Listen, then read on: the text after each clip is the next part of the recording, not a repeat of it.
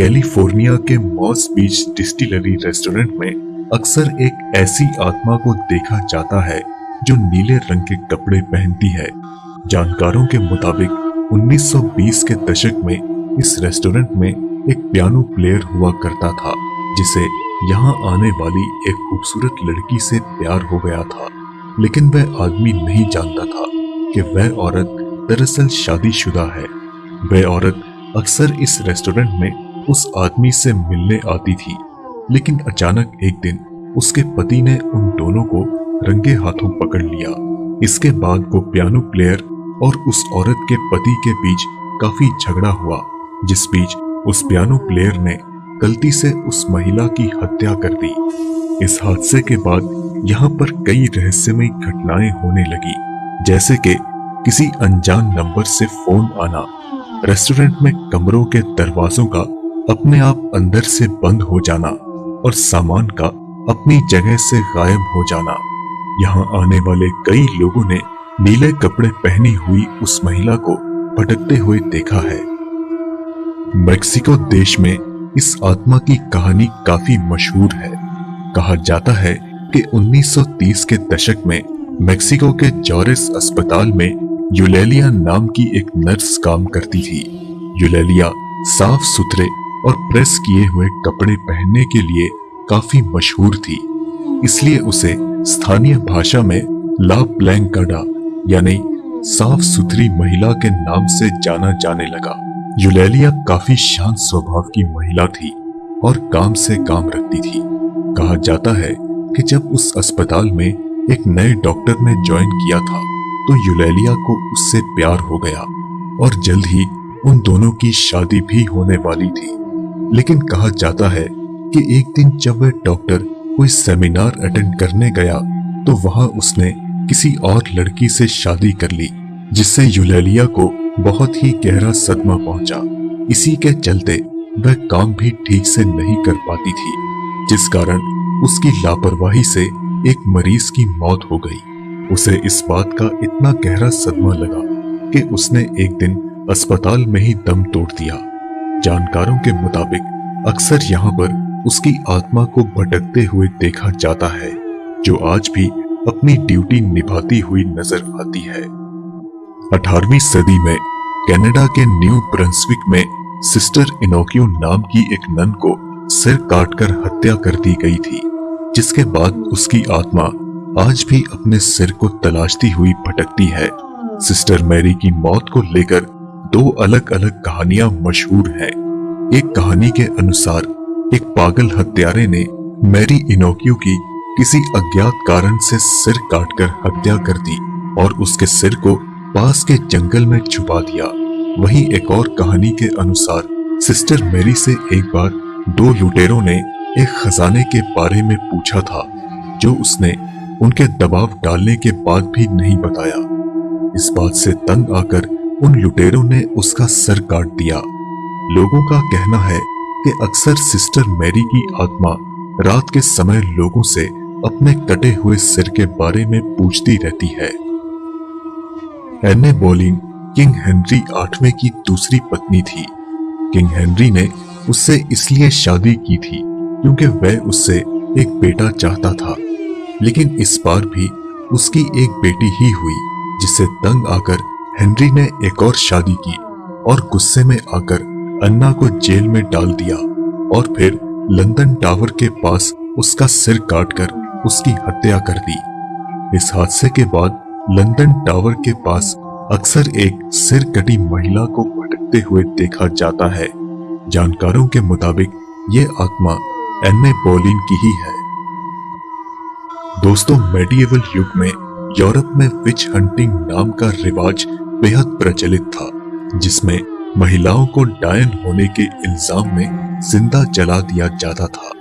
Agnes Samson नाम की एक महिला के साथ भी कुछ ऐसा ही हुआ। माना जाता है कि एग्नेस सैम्सन के पास कुछ रहस्यमयी शक्तियां थी, जिनकी मदद से वह लोगों का इलाज कर सकती थी, लेकिन उसे एक डायन होने के आरोप में गिरफ्तार कर लिया गया और अपना जुर्म ना कबूल करने पर उसे जिंदा जला दिया गया। माना जाता है कि जिस जगह उसे जिंदा जलाकर मारा गया था उस जगह हॉलीवुड नाम का एक पैलेस है, जहां पर अक्सर बिना कपड़ों के एक महिला की आत्मा को भटकते हुए देखा जाता है। रेहम हॉल इंग्लैंड का सबसे भूतहा स्थान माना जाता है, जहां पर एक सफेद सी परछाई को घूमते हुए देखा जाता है। उस परछाई को ब्राउन लेडी की आत्मा के नाम से जाना जाता है। दोस्तों, ब्राउन लेडी दरअसल लेडी डोरोथी नाम की एक महिला थी, जिसे चार्ल्स टाउनशेंड नामी एक ब्रिटिश अधिकारी से प्यार हो गया था। चार्ल्स टाउनशेंड एक शादीशुदा इंसान था, लेकिन जब उसकी पत्नी की मौत हो गई तो उसने लेडी डोरोथी से शादी कर ली। शादी के कुछ दिनों बाद लेडी डोरोथी को चार्ल्स वार्टन नाम के एक आर्टिस्ट के साथ देकर चार्ल्स टाउनशेंड ने सजा के तौर पर उसे जिंदगी भर के लिए एक कमरे में बंद कर दिया और वहां पर लेडी डोरोथी की मौत हो गई। उसकी मौत के कई सालों बाद भी इस हॉल में उसकी परछाई को देखा जाता है। कहा जाता है कि यहाँ पर मार्था नाम की एक अमीर घराने की लड़की रहने आई थी। मार्था स्वभाव से काफी शांत और शर्मीली थी और किसी के साथ ज्यादा घुलती मिलती नहीं थी। वक्त के साथ साथ मार्था का स्वभाव काफी अजीब होता गया। अक्सर वह आधी रात को अपनी डॉर्मेट्री में घूमती रहती, कभी अपने सहेलियों के कमरे में झांकती तो कभी उनके दरवाजे बंद कर देती, जो अपने आप में काफी डरावना एहसास है। उसके इसी स्वभाव के चलते लोग मार्था से दूर रहने लगे। अकेलेपन के आभास में वह डिप्रेशन में चली गई और एक दिन उसने आत्महत्या कर ली। यहाँ आने वाले कई स्टूडेंट्स ने अक्सर एक लाल रंग की परछाई को मंडराते हुए देखा है। कहा जाता है कि वो आत्मा मार्था की है। द्वितीय विश्व युद्ध के दौरान पेंसिल्वेनिया की एक स्टील फैक्ट्री में एन्नी नाम की एक महिला काम करती थी, लेकिन एक दिन काम करते समय उसकी लावा में गिरने से मौत हो गई। इस हादसे के 5 साल बाद नाइट शिफ्ट में काम करने वाले एक आदमी ने अपने साथ एक महिला को काम करते हुए देखा। उसने उस महिला को चेतावनी दी कि जरा ध्यान से काम करे, नहीं तो उसकी मौत हो सकती है। इस पर वो महिला उसे बड़े ही अजीब तरह से घूरने लगी और बोली, मैं पहले ही मर चुकी हूँ, अब मुझे कोई नहीं मार सकता। इतना कहते ही वह हवा में गायब हो गई। कहा जाता है कि आज भी इस फैक्ट्री में रात के समय एन्नी नाम की इस महिला की आत्मा को आज भी काम करते हुए देखा जाता है। साल 1897 की बात है, जब अमेरिका के वेस्ट वर्जीनिया में जोना हेस्टर शू नाम की एक महिला की रहस्यमयी ढंग से मौत हो चुकी थी। उसकी लाश घर के बाहर पाई गई थी, लेकिन कुछ ही दिनों बाद जोना की मां ने यह दावा किया कि लगातार 4 रातों तक जोना की आत्मा उससे मिलने आती रही और उसने बताया कि उसकी मौत का जिम्मेदार उसका पति ही है, जो एक जालिम किस्म का इंसान है। वह उसके साथ दिन रात मारपीट करता था। एक दिन जब उसने खाना समय पर नहीं बनाया तो उसने गुस्से में आकर उसका गला दबाकर मार डाला। जोना की मां के इस दावे के बाद जब उसकी लाश का पोस्टमार्टम किया गया तो डॉक्टरों ने पाया कि उसके गले की विंड पाइप चोक हो चुकी है और उसके साथ काफी मारपीट की गई थी। इससे साफ साबित हुआ कि जोना का मर्डर किया गया था।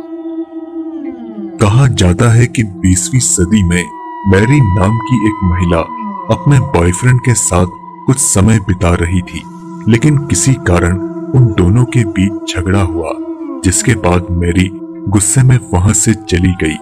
लेकिन अचानक ही एक सड़क हादसे में उसकी मौत हो गई। उसकी लाश जब उसके माँ बाप को मिली तो उन्होंने उसे एक कब्रिस्तान में दफन कर दिया। इस हादसे के बाद कई लोगों ने यह दावा किया कि उन्होंने अक्सर शिकागो की इस सड़क पर एक सफेद कपड़े पहनी हुई एक महिला को भटकते हुए देखा है, जो अक्सर पास आने के बाद गायब हो जाती है।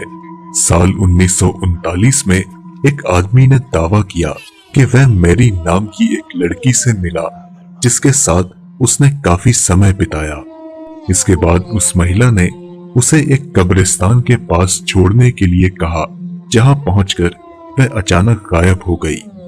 इसी तरह समय समय पर कई लोगों ने मैरी की इस आत्मा को देखने का दावा किया था, जिसमें अक्सर लोगों का कहना था कि वह उनसे लिफ्ट मांगती है और एक कब्रिस्तान के पास आते ही गायब हो जाती है।